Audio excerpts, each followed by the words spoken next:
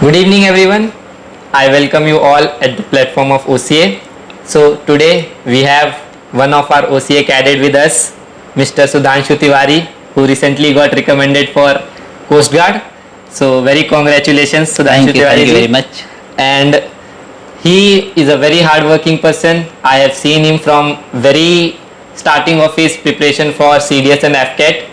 He was a very hard-working student, and recently he got recommended. I was very happy. So he got recommended for Coast Guard. So Sudhanshu, I want to know your SSB journey, how you gave your screening and how you got recommended. So our viewers want to know that. Okay, let me tell you one thing. The interview which I faced recently, that is Coast Guard. Previously I have attended AFSB, many SSB I have been attempted, लेकिन उसमें और इसमें थोड़ी बहुत difference है. The reason is date कि I was unaware of it. और मुझे पता है बहुत सारे ऐसे लोग हैं जिनको इसके बारे में पता नहीं चलता है. इनफैक्ट मुझे ये पता नहीं था, इसकी वजह से मैंने भी 2 SSB इसका भी मिस किया है. यहाँ पर क्या होता है, बाकी सारे SSB में आप यदि जाते हैं टेस्ट के लिए तो एक स्क्रीनिंग टेस्ट है और दूसरा आपका आगे का प्रोसेस चलता है. स्क्रीनिंग में वहाँ एक OIR होता है और दूसरा होता है PPDT, that is picture perception and description test. यहाँ कोस्ट गार्ड की एंट्री में क्या होता है कि जब आप जाएंगे 2 स्टेज में डिवाइड किया इसको. एक है PSB, that is preliminary selection board. इसका जो सेंटर है पूरे ऑल इंडिया में 4 ही है. एक तो देता है Noida, second one is your Mumbai oblique Goa, third one is जो Chennai, fourth one is Kolkata. यही 4 जगह पे इसका सेंटर है. तो मेरा जो हुआ था PSB it was in Goa में हुआ. फर्स्ट डे हम गए, वहाँ पे हमारी रिपोर्टिंग हुई. रिपोर्टिंग के दौरान हमने बताया गया कि यहाँ पे एक टेस्ट है CCBT. उसके बारे में मुझे पता नहीं था, बाद में उसके बारे में पता चला कि इट इज ए कंप्यूटराइज्ड, उसके बाद कॉग्निटिव बैटरी टेस्ट. मतलब यहाँ पर जो क्वेश्चंस है स्क्रीन पे आते थे.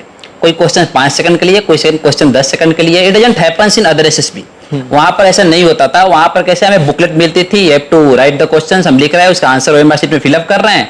तो वहाँ जो बच्चा यदि 15 मिनट में, one who is smart enough, he has completed in 15 minute, he get a chance to revise it. But here it doesn't happens. Once the moment आपके क्वेश्चन आया, आपने आंसर किया OMR शीट पे, यदि वो क्वेश्चन आगे बढ़ गया तो फिर आप वापस रिवर्स नहीं कर सकते हैं. तो reasoning ability must be fast. यहाँ पर यदि आप CCBT में फेल होते हैं तो you will not be able to apply for PPDT. आप उसके लिए अलाउड नहीं है आपको. तो फिर PPDT हुआ. जब मैं स्क्रीन हो गया वहाँ पे CCBT में क्लियर हुआ तो PPDT के लिए फेस किया, जहाँ पर पिक्चर परसेप्शन डिस्क्रिप्शन टेस्ट था. ये सेम वैसे ही 1+4 का आपको 1 मिनट के लिए दिखाया जाएगा पिक्चर. उसके बाद में डिक्टो सेम जो बाकी जो SSB है वैसे ही होता है. उसके बाद हमें डेट मिला, डेट बाद में पता चलता है. तो FSB के लिए सिर्फ एक ही सेंटर है, final selection board. It is there in Noida only. तब वहाँ पे नोएडा में गए. फर्स्ट डे 3 बजे का मेरा रिपोर्टिंग था. हमने वहाँ पर डॉक्यूमेंटेशन हुआ. PIQ form is also same, only 1 statement वहाँ पे एक ऐड करते हैं. यहाँ पर 2 PIQ फॉर्म भरते हैं. वहाँ एक स्टेटमेंट लगता है कि whether you have appeared coast guard special entry previously और नॉट, एज यूजुअल जहाँ पे यहाँ पर आता है यहाँ पर भी वो सेम था. Rest all are same procedure. उसके I like to interrupt. So viewers, we get to know a very new thing. He told about that difference between Coast Guard entry and normal entries. So he said that he previously went for Air Force SSBs and Navy SSBs and Army SSBs, but this time he faced something different. But still, it was something new. Still, he cleared it because he was having confidence कि कुछ भी नया आए, I can do that. So this is a very good thing that I have seen, and also the viewers will also get to know कि coast guard की जो SSBs होती हैं वो थोड़ी सी डिफरेंट होती हैं. जैसा सर ने बताया कि आपको पहले होगा एक प्रिलिमिनरी टेस्ट जो कि फर्स्ट डे हो जाएगा स्क्रीनिंग जैसे, फिर आपको कुछ टाइम बाद के लिए बचे हुए प्रोसीजर के लिए बुलाया जाएगा जो कि एक ही सेंटर है नोएडा में. तो जो बच्चे कोस्ट गार्ड का एग्जाम देना चाहते हैं तो this will be a very good point for you, so you can take it, note it down. So sir you were telling about your second procedure. Sir तो first day we completed document होगा हमारा. उसके बाद में second day they call for psychology test. It is same, psychology processor same है वहाँ पे, जहाँ पर आपको 4 टेस्ट है. तो number 1 is your word, that is word association test, जहाँ पर आपको स्क्रीन के ऊपर वर्ड आ रहे हैं वहाँ पर लिखना है, एक सेंटेंस फ्रेम करना है. Second was is SDT, that is self SDT situation reaction test, SRT. तो SRT is something that where you get a booklet, आपको मिलेगा. आपका उसमें 60 रहेंगे सिचुएशन, वेरी प्राइवेट रिएक्शन, मतलब उसका क्या आपका रिएक्शन होता है. तो इसमें कभी कभी ऐसा होता था मेरे से कि 1-2 क्वेश्चन छूट जाते थे, but luckily this time I attempted all. Chance मिला मेरे को, ऑल अबाउट प्रैक्टिस एक्सपीरियंस. तो मैंने सारा क्वेश्चंस को अटेम्प्ट किया इस बार. उसके बाद में थर्ड जो था हमारा SDT होने के बाद में TET, थीमेटिक एप्रिसिएशन टेस्ट. यहाँ पर आपको 12 स्टोरी लिखने होते हैं, जिसमें 11 के लिए आपको पिक्चर शो किया जाएगा. Third one is your blank story. आपको एक ब्लैंक मिलेगा आपको, उसमें आप अपने इमेजिनेशन या फिर आपने यदि डे टू डे लाइफ में कुछ किया है तो उसके अकॉर्डिंगली आप एक स्टोरी को फ्रेम कर सकते हैं। लास्ट जो होता है आपका होता है SDT सेल्फ डिस्क्रिप्शन टेस्ट। वहाँ आपको 5 क्वेश्चन के आंसर लिखने होते हैं। The number 1 question is what your parents think about you, second one is what your teachers think about you, third one is what your friends think about you, fourth one is what you think about your self, and fifth one is what is your goal. ये सारे process मैंने लिखा, ये second बिल्कुल same है, nothing is मतलब कि change कुछ नहीं हुआ है, जो वहाँ एसएसबी में था वो यहाँ पर भी है। थर्ड डे जीटीओ पे मैं आऊंगा। जीटीओ में चेंजेस है। जीटीओ में यहाँ पर सिर्फ इंडोर टास्क है, आउटडोर टास्क नहीं है। जैसे यहाँ पर आपको 2 GT as it is common जो है वो रहेंगे, एक जीपी रहेगा। जीपी में सैंड मॉडल नहीं है, डेट स्क्रीन के ऊपर आपको आएगा, आपके मेंबर एक जाएंगे और आपको सब बताएंगे प्लान उसको लेकर के, that is group planning exercise. GD आपको 2 टॉपिक मिलेंगे, उसके ऊपर आपको डिस्कस करना है। And third one is lecturette. When we talk about that ground, that PGT, FGT, ये सारे चीजें इस बार नहीं हुई, लेकिन मैं सबको बता देना चाहूंगा कि मैं जब वहां से निकल रहा था आई सॉ दैट कि these things are ready, तो in future it is highly chances that कि दे कैन स्टार्ट, वो स्टार्ट कर सकते हैं। तो हम सबको प्रिपेयर होकर जाना चाहिए। हालांकि मैं प्रिपेयर था but it was not there, so it is good. तो यहाँ पर स्लाइटली इस प्रोसेस में थोड़ा कम था, बाकी पीबीटी वाला जो हमारा प्रोसेस था वहां पर थोड़ा सा ही आगे था। उसके बाद में 4th day you go for interview, it is same only. आप बाहर बैठे रहेंगे, रेड लाइट जब जलेगा आपको अंदर जाना है। मैं अंदर गया, उसके बाद में इंटरव्यू हमारा कंटिन्यू हुआ। And the last day you get a conference, आप वहाँ रहेंगे। हम बैठे हुए थे कॉन्फ्रेंस के लिए, डिप्यूटी कैबिनेट कम एंड वहाँ करके अनाउंस किए। तो it was very pleasure moment, that happiness today also I did not forget, मैं भूल नहीं सकता हूँ। रीजन इज कि आफ्टर 2 मैंने मतलब बहुत सारे चांसेस ट्राई करने के बाद मैं गॉट इट। एक्चुअली ये सिर्फ इतना ही मेरा गोल है, रेम नहीं था, लेकिन it was something which I always wanted it, मैं हमेशा स्टार्टिंग में चाहता था। So I was very happy after getting recommended. So I can understand your happiness. कितना खुशी होती है जब हम घर वालों को बताते हैं कि हम लोग रिकमेंड हो गए हैं। So same, and for him it was a very good news because he tried earlier 13 SSBs, which is a very means great news. बच्चे सोचते हैं कि 1 अटेम्प्ट देंगे, 2 अटेम्प्ट देंगे, 3 attempt, then they leave. But he didn't give up. He tried 13 SSBs and got recommended it for 14th his SSB. So this is a very good thing कि you didn't give up and you tried and you never means thought कि I failed, but you still tried and you got recommended. So when you got a conference out or screen out at your time of preparation, how you used to manage yourself, how you keep yourself motivated, so viewers will not want to know that. Okay, see, it happens with everybody. I don't think so there is anyone who has struggled and who has not failure. Everyone gets fail, सबको failure होता है। और यदि किसी को chances मिल भी जाता है, को फेलियर नहीं हुआ, फर्स्ट चांस में सेकंड चांस में हो जाता है उसका, तो उसको वो हैप्पीनेस मिलता नहीं है। इन फ्यूचर हाईली चांसेस है कहीं ना कहीं उसको फेलियर मिल जाएगा। यहाँ पर क्या हुआ कि जब मैं पहले फेल होता था तो all the time I used to think that कि कहाँ मैं लैग किया, समथिंग शुड बी देयर, जहाँ पे थोड़ी बहुत गलतियां कर रहा हूँ, लेकिन क्या कर रहा हूँ। It was very difficult as SSB service selection, वो never tells your mistake where you are lacking, वो बताते नहीं है। लेकिन कभी कभी रियलाइज होता था जब कोई भी मेरा एक पर्सपेक्टिव है, यदि सामने वाला पर्सन यदि कोई कुछ बोलता है, यदि कुछ बोल रहा है कि नहीं आपके अंदर ये कमी है, तो आई यूज्ड टू थिंक कि ये जो पर्सन बोल रहा है वो क्या सेंस के साथ बोल रहा है। मैं ये बोलता हूँ कि कोई भी डिसीजन हो ना आपके पास, यदि किसी तरह का डिसीजन आता है, आप ज्यादा इमोशन होकर मत लीजिए, उसको मेंटेन रखिए।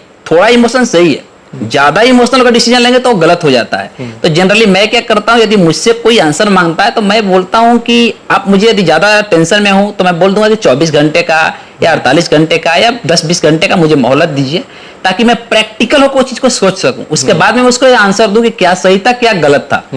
तो अगर कोई भी इंसान यदि आया, जैसे कि मैं वहां पे गया, मैं फेल हुआ एक बार, पहली बार वापस आया, मैंने बहुत वेरियस कोचिंग क्लासेस किए, तो कुछ भी लोग बताते थे, मैं थोड़ा सोचता था कि अगर ये लॉजिकल पॉइंट है तो इसके ऊपर इंप्रूवमेंट करता था, थोड़ा थोड़ा इंप्रूवमेंट करते गया। लेकिन मोस्ट ऑफ द टाइम मैं ये फाइंड किया कि जो कैंडिडेट सेलेक्ट होते थे they were better than me. I was not bad, I was good, but I was not that much better how much they were, वो जितना बेटर थे तो दे वर डिजर्विंग कैंडिडेट, तो वो हो चुके थे। हमें मेहनत करना था, अपने आप को पॉलिश करना था, मैं उसके ऊपर वर्क कर रहा था, but I didn't give up. किसी भी इंसान को 1 बार 2 बार 3 बार 100% देकर ट्राई करना चाहिए, बट यू नो डेट ना कि आपको 3 बार 4 बार में यदि उस चीज़ को तकलीफ हो रही है तो आप गिव अप मत करो। बस थोड़ा सा आपका जो सेकेंडरी चीज है उसको थोड़ा सा फोकस रखो, उसको भी बैलेंस रखो, क्योंकि जिंदगी में सिर्फ एजुकेशन का डिफरेंस, एजुकेशन का मीनिंग क्या है, हमारा एजुकेशन का मतलब होता है हमारा माइंड ब्रेन ओपन होना चाहिए, खुलना चाहिए। ये कोई बहुत बड़ा मैं इसको अपना सक्सेस नहीं मानता। ये मेरे लिए जैसे कि हाँ मेरे लिए बहुत बड़ी चीज हो सकती है, ऑब्वियसली है, क्योंकि मैंने इसके लिए बहुत मेहनत किया है, लेकिन लाइफ का एंड अप नहीं है। हमें ये बहुत जिंदगी में आगे बढ़ना है, बहुत ही छोटी मुकाम है। तो मैं मेहनत करके वापस गया था और इस बार लकीली मैं हो गया, तो मुझे बहुत अच्छा लगा। So as he told us कि कितनी भी कोशिश कभी हार नहीं माननी चाहिए। So very good point and very good that point I have noticed in Sudhanshu. तो सुधांशु जब आप गए थे एसएसबी के लिए तो कुछ ना कुछ फनी मोमेंट्स वगैरह होते रहते हैं। जब मैं गया था मेरे टाइम पे तो हमारे जीटीओ सर ऐसे थोड़ा बच्चों को बुला बुला के थोड़ा मजे ले लेते हैं। तो आपके टाइम पे ऐसा कुछ हुआ था? ऑब्वियसली मेरे साथ जीटीओ सर के साथ तो ज्यादा नहीं हुआ क्योंकि ग्राउंड टास्क नहीं था, लेकिन मेरे साथ इंटरव्यूइंग अफसर के साथ में हुआ था। लेकिन एक और चीज बोलूंगा, वो एक छोटा सा फेमस बहुत शायरी है कि दुनिया जिसे कहती है जादू का खिलौना है, मिल जाए तो मिट्टी है, नहीं मिले तो सोना है। तो मेरे लिए इंटरव्यू सच में सोना जैसा था, मिलता ही नहीं था और मिट्टी बन चुका था रिटर्न। तो क्योंकि जो चीज मिलती है उसकी वैल्यू बहुत है, तो मुझे लगता है कम है, जो नहीं मिल रहा है इसका मतलब हमें लगता है बहुत ज्यादा है, तो उसके लिए हम वर्क करते रहते हैं। तो इंटरव्यूइंग अफसर जो हमारे थे वो बहुत ही मतलब कि काफी फैंटास्टिक अफसर थे। वो बैठे हमसे बातचीत करते थे। उन्होंने मेरा इंटरव्यू, जनरली जो इंटरव्यू आज तक मैं दिया it was only 40 minute 45 minute, generally उतना ही होता है ऑल द टाइम। ये बहुत पेज ऑल्सो गॉट रिकमेंडेड, तुमको भी पता है। तो this interview was long 1.5 hour almost, ये इतना हो चुका था। तो वो मुझसे पूछते थे बीच बीच में, first of all when he saw that कि मैं पीआईक्यू फॉर्म देखे, मेरा फाइल देखे, उसके बाद बोले कि people do not get this much attempt, मतलब इतना अटेम्प्ट मिलता नहीं जितना तो फेल हुआ है। तो you are very funny guy, उन्होंने ऐसा बोला मुझे, तुम बहुत फनी लड़का हो, पता नहीं, I don't know why he said it. तो I just give a smile. मेरा मानना है स्माइल देना बहुत अच्छा चीज है, मैं थोड़ा सा स्माइल दिया। उसके बाद में ये स्टार्टेड अबाउट ऑल, में बहुत सारे क्वेश्चंस पूछते थे। तो फनी पार्ट वाज दैट कि व्हेन ही आस्क्ड मी, उन्होंने मुझसे जब पूछा कि why there were no distraction in your life, उन्होंने मुझसे पूछा क्या कोई तुम्हारे लाइफ में डिस्ट्रैक्शन नहीं आया? ऐसा नहीं, मतलब ऐसा हुआ नहीं कभी, मन बहका नहीं?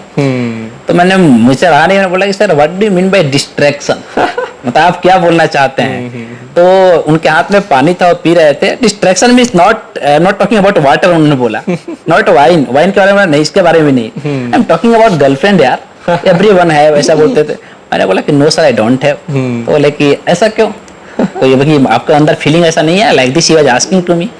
तो मैंने बोला कि सर एक्चुअली मेरा पैशन क्लियर था। एंड एक बहुत ही फेमस कोट है कि always be addicted to your passion not distraction. अगर लाइफ में हम किसी चीज को निर्धारित करते हैं कि मुझे ये करना है, तो ये छोटे छोटे ऑब्स्टेकल है, ये छोटे छोटे ऑब्स्टेकल से मैं दूर जाना होता है। तो मैंने इस चीज को छोड़ दिया था, मैं यहाँ से निकल चुका था, मुझे ध्यान में नहीं आता था कि मुझे गर्लफ्रेंड बनाना है, ऐसा कुछ सोचता भी नहीं था। तो बाकी अपने लाइफ में आगे बढ़ते रहा। तो मेरा ये मानना था कि माता पिता पैसा दे रहे हैं, पढ़ा रहे हैं, उनके कुछ सपने हैं, हमारे कुछ सपने हैं, और ये सारे छोटे छोटे चीजें मुझे टाइम देना पड़ेगा, तो शायद नहीं कर पाऊंगा, क्योंकि मैं उतना अच्छा पढ़ने में नहीं था जितना होना चाहिए। एक होते हैं बहुत पढ़ने वाले बच्चे, मैं उतना बहुत हाई फाई नहीं था, और मेरे को स्टडी के ऊपर बहुत ज्यादा फोकस करना था, तो मैं नहीं चाहता था टाइम पास वगैरह कुछ। Then he said to me कि no I am not happy with this answer। और मैं बोला कि what he wants to know, मुझे समझ में नहीं आते, पूछना क्या चाहते हैं। फिर वो हंसने लगे, हंस के बोले कुछ तो लॉजिकल और तो थोड़ा सा valid. And I said that कि सर I was in सैनिक school, there were no girl, वहाँ कोई लड़की नहीं थी। उसके बाद में then I joined, मतलब when I came in Pune, आने के बाद मैं took admission in Wadia college. तो वहाँ मैं बहुत नाम के लिए जाता था, फर्स्ट 6 मंथ आई डिडंट, मतलब मैं गया ही नहीं कॉलेज में। वो बोले क्यों नहीं गया? बोले एनडीए का पढ़ाई करता था इसलिए गया नहीं। तो उसके बाद में फिर बोले कि हाँ this could be the reason, शायद चांस नहीं मिला होगा तुमको।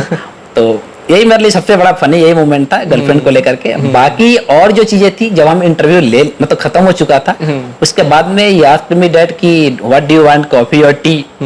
तो आई सेड कि sir whatever you will tell, लेकिन no bloody it is you are going to drink it.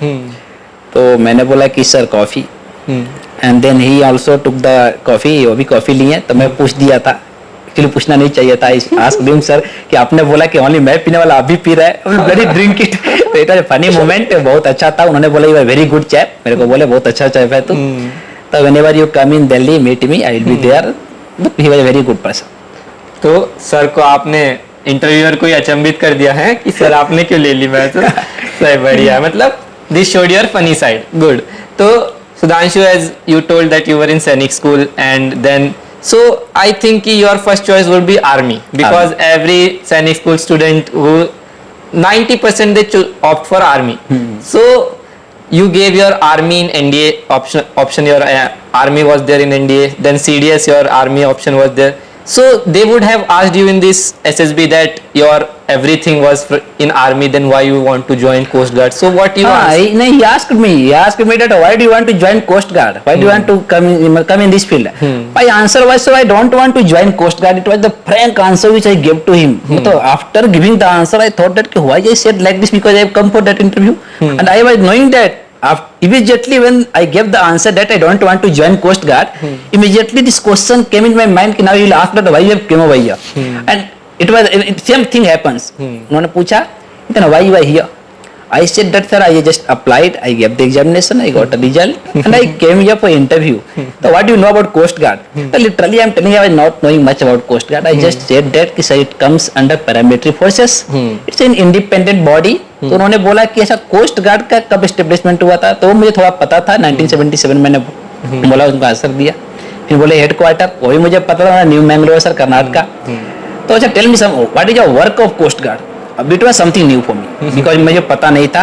तो मैं कोस्टल एरिया के बारे में पढ़ा था. बोला sir something related to coastal area, either to protect और something, but I don't know actually, I don't have much idea. बोले okay good, not a problem. तो इन्होंने ये आंसर दिया. फिर बोले कि आर्मी तुम्हारा क्या मतलब व्हाट इज योर चॉइस. मैंने बोला कि army sir. First army sir, second one is air force and third one is navy. तो उन्होंने बोला कि व्हाई आर्मी ओनली. मैंने बोला कि sir I was in Sainik school. When I was there in Sainik school, when we got a chance to go for camp where you fired .22 rifle, सब कुछ fire करते थे. That uniform attracted me most, मतलब वो ज़्यादा मुझे attract किया उसका uniform. The second point that कि I completed my NCC certificate A and B, that to in army only.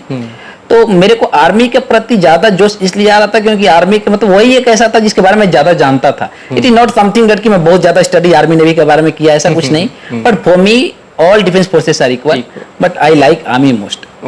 Okay, then he asked that ki if you'll get recommended in other entry, then where you'll go? I said obviously sir, if I will get in recommended in army, then I will go for army. So this was the, I think, key plus point that showed your honesty here, because everyone who goes for SSB, they will say ki no sir, I only want to join Coast Guard. Coast Guard is the best. But you told the truth ki I want to join army. So, but I am here for the experience. So I think this was a very good point for you. So interviewer would have thought that you are an honest person. So I'd like to know, Sudhanshu, ki how OCA helped you in grooming your whole SSB journey and all. So see, first of all I will tell you one thing, and I want to even give this message to everybody. When I passed out from Sainik school, I always give my first priority to Sainik school. I keep saying that Sainik School Satara is not just a school, it is a way of life. When I passed out from there were two options, whether to go home or whether to go for study. So only two options were there with me. The two luggage were there in my hand, दो luggage थे मेरे हाथ में, and I was thinking that where to go. ये बहुत ही बड़ा challenge था. The reason was कि I was failure. मैं NDA फेल हो चुका था, तो मैं सोच नहीं पा रहा था कि कहाँ जाऊँ. It was a very difficult task. It happens with everybody. बहुत सारे ऐसे चीजें आती है. कोई बोलता है कि थोड़ा टेंशन नहीं होता है, तो एक्चुअली इलाज उसको करवाने की जरूरत है. टेंशन मनुष्य को थोड़ा बहुत आ ही जाता है, चाहे कोई भी इंसान बनाए तो हल्का टेंशन आएगा ही आएगा. तो मैं कंफ्यूज था. तो I got a call from Shivam Rathore. He was there in Sainik school. वहां से वो पास हुए थे, एनडीए में गए थे. He was a topper over there, sort of honour उनका IMA से मिला. उसके बाद उनका जब मुझे मैसेज आया तो उन्होंने बोला कि सुधांशु तू पुणे में रहा. तो मैं पुणे में रहा, पुणे में पढ़ाई किया. But there was something which मतलब मेक मी वेरी, मतलब बहुत ही मुझे बुरा फील हुआ when someone said to me just because of 3000 rupees I was not allowed to sit in mathematics lecture. Fees for 15,000, तो आई हैड ओनली 12,000 रुपीज. तो उन्होंने 3,000 रुपए के लिए मुझे बैठने नहीं दिया था. सो साइड बाय साइड मैंने थोड़ा सा एक छोटा कोचिंग हल्का हल्का पढ़ा दिया करता था. And I decided to study because the environment of Pune was very good. Then I joined OCA. मुझे पता चला कि मेरे अंकल का भी एक एकेडमी है यहाँ पे पुणे में. तो अंकल का कॉल आया मेरे को कि even you are coming Sudhanshu. तो मैंने बोला कि okay sir I will come in the month of March. तो मैं मार्च में यहाँ पर विजिट किया. तो जब मार्च में यहाँ पर आया तो आने के बाद में मतलब यहाँ आने से पहले जब अंकल बोले थे कि एकेडमी है हमारा यहाँ पे, मुझे पता नहीं था, तो मैं थोड़ा एकेडमी के बारे में जानने की कोशिश किया। मेरे बहुत ही मैं जिज्ञासु रहता हूँ कि place where I am going कैसा होगा क्या होगा, कि मैं अंकल को जानता हूँ। तो फिर मैं थोड़ा बहुत इधर उधर देखा तो I found that the environment is very good.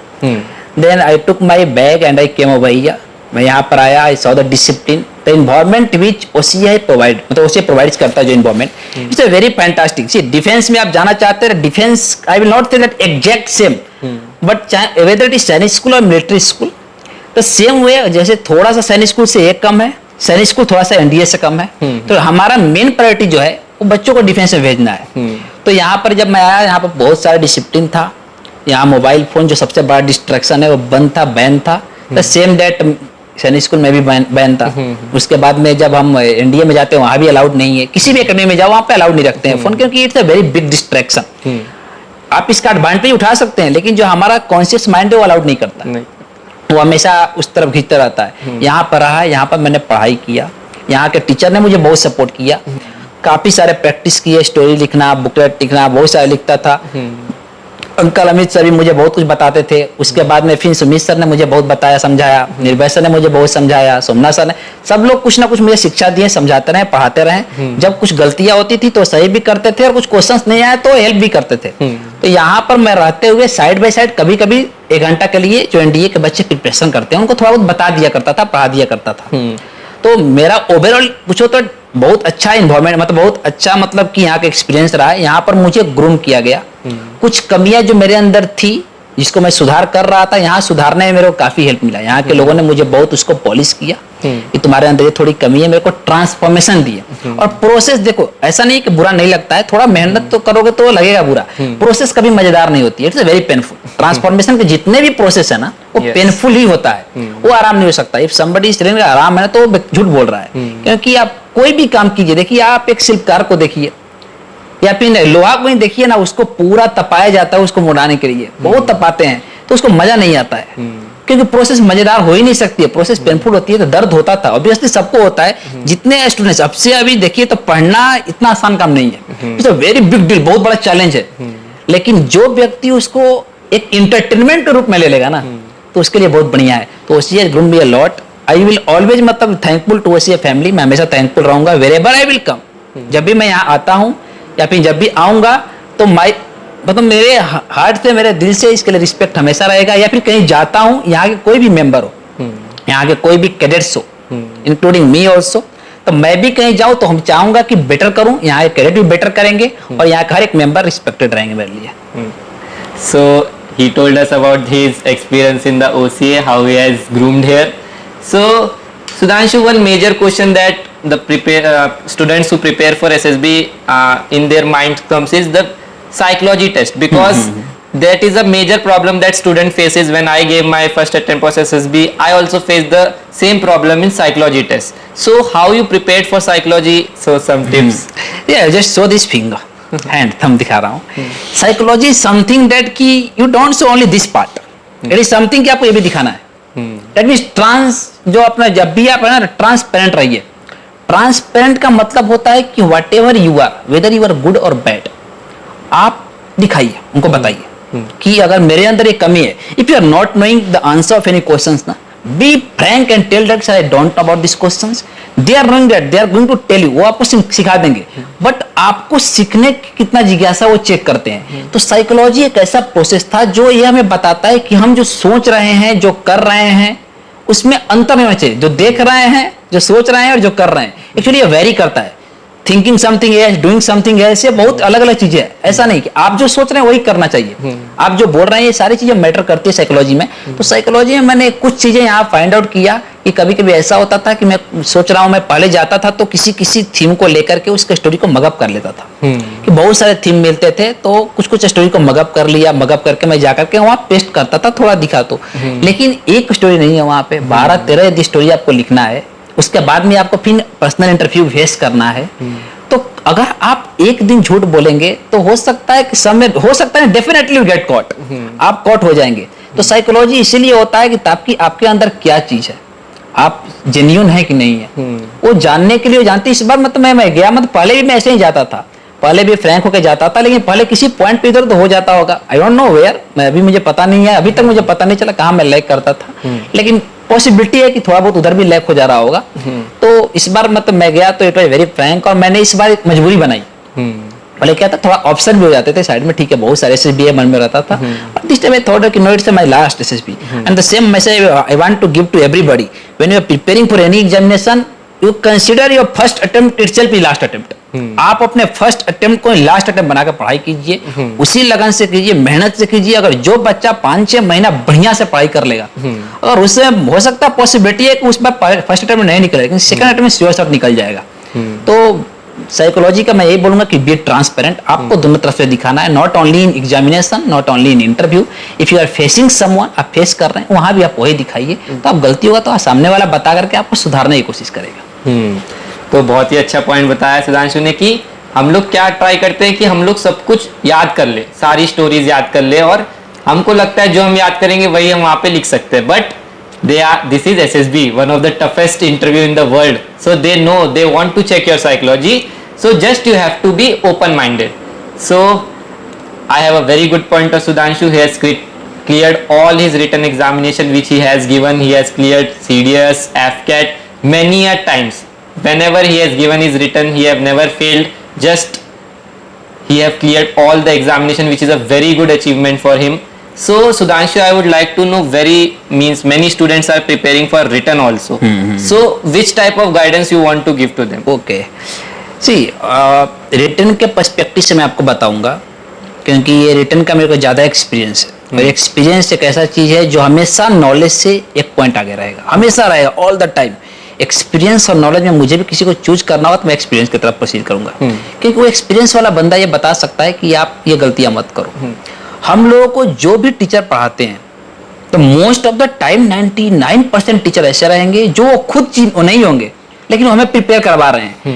Reason ये है ना कि वो हमें वो चीज बताएंगे जो वो करके फेल हो चुके हैं, ताकि हम उस चीज को नहीं करें। तो मैं बार बार बोलता हूं कि छत सीढ़ियां नहीं होती है, लेकिन दुनिया में ऐसा कोई भी छत नहीं है जो बिना सीढ़ी के बना हो। तो हमारे जो गुरु हैं वो हमें ये बताते हैं कि हमें पढ़ना क्या है। मार्केट में बहुत सारे कंटेंट है, आप यूपीएससी की वेबसाइट पे जाइए, आपको सारे टॉपिक मिल जाएंगे, आपको कहीं देखने की जरूरत नहीं, आप गूगल पे जाइए, यूट्यूब पे जाइए, किसी से मिलिए, सब कुछ बता देंगे।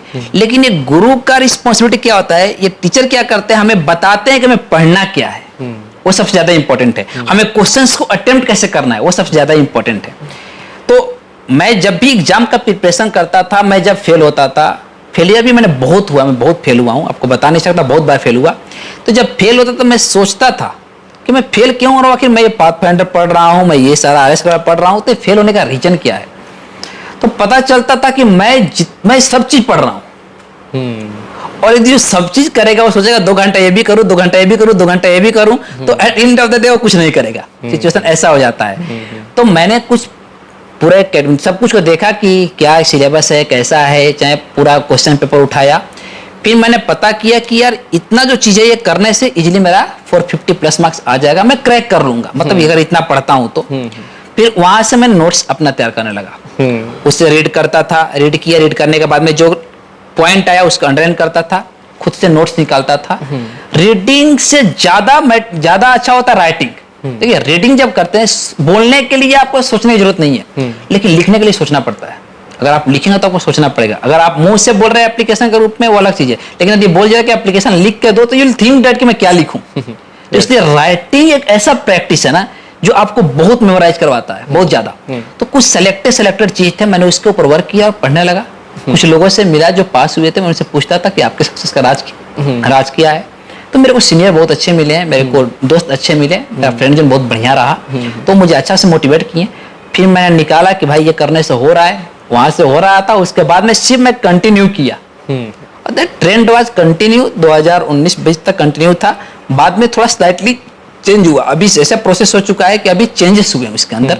हमें 80% सिलेबस को पढ़ना है। पहले क्या था, यदि हम 40-50% नहीं पढ़ते थे तो हो जाता था। अभी ऐसा हो गया कि 80% पढ़ना है, बिकॉज कंपटीशन बढ़ चुका है। बहुत सारे लोग इसमें आ रहे हैं, तो यूपीएससी उस तरह से क्वेश्चन को डिजाइन कर रही है। तो मैं बच्चों को यही बोलूंगा कि आपको जो भी टीचर बता रहे हैं, खास करके सिर्फ यहीं के बच्चे का नहीं बता रहा हूँ, बाकी जितने ही बच्चे हैं सबको ये बोल रहा हूँ कि आप जहां रह के पढ़ रहे हैं आप पढ़िए, लेकिन पढ़ना क्या है ये देखिए। आपको पढ़ाने वाला बता रहा है, सही चल रहा है, नहीं बता रहा है, आप हम लोगों से पूछ लीजिए, हम आपको कोई बताने में कोई शर्म नहीं है। हमारा कोई भी मेंबर आपको बता देगा कि क्या पढ़ना है। अगर कोई बच्चा यदि आके हमसे पूछे, मेरे से पूछे, तुमसे पूछे, या फिर यहाँ किसी स्टाफ से पूछे, आप किसी से पूछो, वो आपको बताएगा। अगर गाइड कर रहा है प्रॉपर तो सही है, गाइड प्रॉपर नहीं कर रहा है तो फिर उसको छोड़ो। सिंपल कंसेप्ट है। तो मैंने गाइड ही लोगों को किया, जो बताया सिर्फ फॉलो किया, यदि सही हुआ। और मेरा मानना है कि पहले एक्सपीरियंस कर लेता हूँ, उसके बाद में बताता हूँ किसी को। तो सक्सेस मिला मुझे रिटर्न में बाद में। तो 2-3 चीजें बताई सुधांशु ने कि एक तो आपका friend circle matters a lot, जैसे उनके थे तो दे हेल्प्ड हिम। सेकंड उन्होंने चीज बताई कि गुरु आपके हमेशा आपको करेक्ट डायरेक्शन दिखाएंगे। थर्ड चीज उन्होंने बोली कि बहुत ज्यादा कंटेंट है। ये बिगेस्ट पॉइंट है जो मैंने भी फेस किया था कि इतनी सारी चीजें, हम YouTube पे खोलेंगे 10 चैनल मिलते हैं, यहाँ पे भी आप। तो जब मैंने ओसी के क्लासेस स्टार्ट किए थे तो दे गेव मी एकदम परफेक्ट लाइन कि आपको इतना इतना पढ़िए आप, तो आपका क्लियर हो जाएगा। मैं फर्स्ट अटेम्प्ट में क्लियर नहीं कर पाया था एनडीए अपना रिटर्न, लेकिन जब करेक्ट गाइडेंस मिला तो I cleared it. So this was a very good point कि clear guidance is very necessary. तो Sudhanshu, before ending the interview, it was very nice talking to you, but last thing I would like to, or viewers would like to know, that what type of message you want to give to the students who are preparing. Actually, I was waiting for this question. I was eagerly, मतलब मैं eagerly waiting कर रहा था इस question का. The reason is that कि when we are talking, when we are discussing, that it's not only about us. It's about all of them who are watching it. It is all about them who are preparing for competitive examination. It is all about them that those person who are getting failure in their life. देखिए, मैं सबसे पहले एक very simple concept बताऊंगा सबके अंदर, चाहे सबको ये आपको लेना चाहिए कि आप अपने लाइफ में पहले गिव अप मत कीजिए। चाहे आप किसी भी फील्ड में रहो, आप कभी हार मत मानो, आप ट्राई करते रहो, मेहनत करो। लेकिन मेहनत कैसे करना है भी आपको ध्यान देना है। सिर्फ मेहनत है, कोई गधा भी मेहनत करता है और एक शेर भी मेहनत करता है। हार्ड वर्क ही जरूरी नहीं है, हार्ड वर्क के साथ साथ कॉम्बिनेशन स्मार्ट वर्क का भी होना चाहिए कि आपको क्या करना है। वो भी डिपेंड करता है टाइम ड्यूरेशन के अनुसार। अगर आपके पास में एक लंबा समय है तो गो फॉर हार्ड वर्क। आपके पास शॉर्ट इंटरवल बचा ना, व्हाट इज इंपॉर्टेंट, तो वहां पर आपको स्मार्ट वर्क लगाना है। तो मैं आप लोगों को सिर्फ मैसेज दूंगा कि पहला पॉइंट तो बोला गिव अप मत कीजिए, दूसरा कि आप पैशनेट रहिए। आप कुछ भी करना चाहते हैं ना, यदि आपका पैशन है, आप उसके ऊपर पैशनेट है, तो आप उसके लिए आप मेहनत करेंगे। थर्ड कि डिस्ट्रैक्शन से बच के रहो, वो बहुत ज्यादा जरूरी है। सेल्फ डिसिप्लिन आना चाहिए। इंटीग्रिटी समथिंग जो अंदर से आना चाहिए इंसान को। तो आपके अंदर इंटीग्रिटी होनी चाहिए, सेल्फ डिसिप्लिन होना चाहिए। सेल्फ डिसिप्लिन और इंटीग्रिटी दिखती कब है? वो तब दिखेगा जब आपको कोई देख नहीं रहा है, आपको कोई ऑब्जर्व नहीं कर रहा है, तब आप कितना सही है अपने साथ। That is something. कह रहे नहीं कि मुझे कोई देखे, किसी को दिखाने के लिए नहीं करना है। If you want to change yourself ना, आप अपने लिए करो।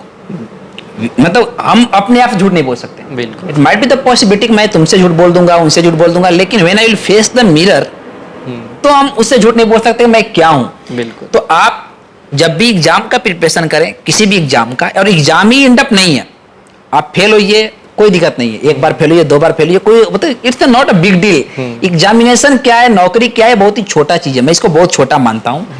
मेरा ये मानना है कि एक छोटा पेंटिंग है।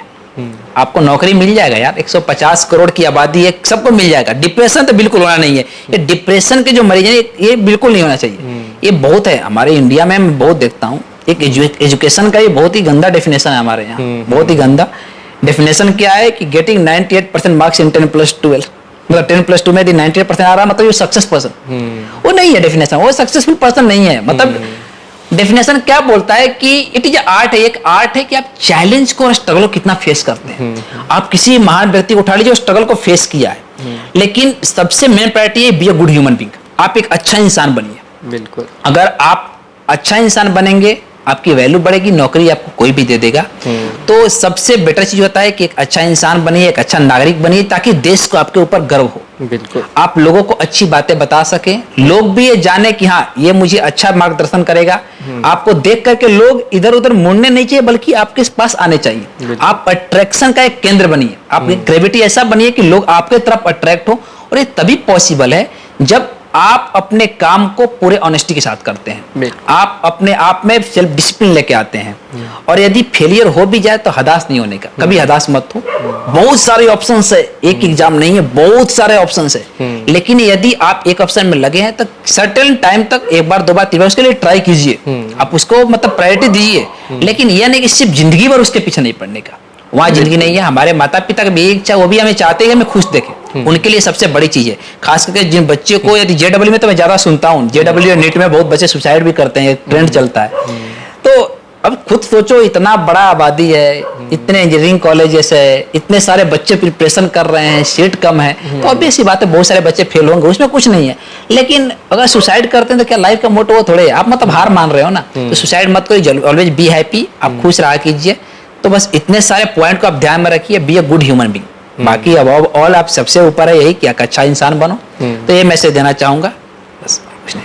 तो बहुत अच्छा मैसेज कि आपको फर्स्ट क्या बनना है, एक अच्छा इंसान, बाकी सक्सेस फेलियर तो लाइफ का पार्ट है, चलता रहेगा।